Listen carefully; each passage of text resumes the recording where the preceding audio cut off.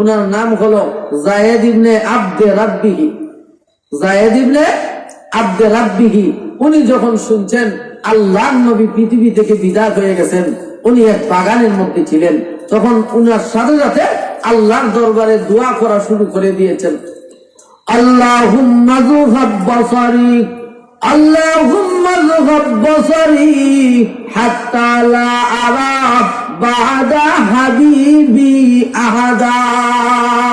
ওই সাহাবী সঙ্গে সঙ্গে দোয়া করা শুরু করে দিয়েছেন, আল্লাহর দরবারে হাত উঠাইয়া দোয়া করা শুরু করেছেন, প্রভু হে আমার দুটা চক্ষু আপনি নষ্ট করে দেন।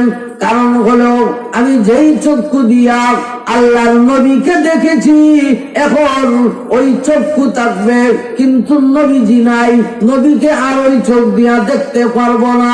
যেহেতু ওই চোখ দিয়া নবীকে দেখতে পারবো না, তাই আমি অন্য মানুষদেরকেও এই চোখ দিয়া দেখতে চাই না।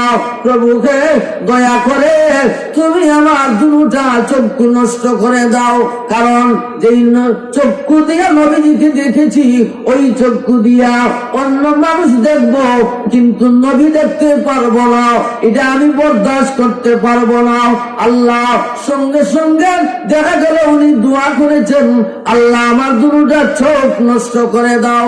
আল্লাহ রব্বুল আলামিন সাথে সাথে উনার দোয়া মঞ্জুর করে নিয়ে উনার দুটা চক্ষু নষ্ট করে দিয়েছে।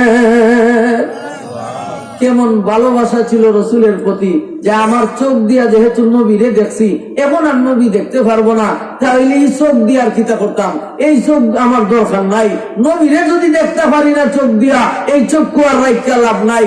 আমি বরদাস্ত করতে পারবো না অন্য মানুষকে এই চোখ দিয়া দেখা, নবীরে দেখবো না আর অন্য মানুষ দেখবো, আমি আর আমার চক্ষু রাখতে চাই না, চক্ষু নষ্ট করে দাও।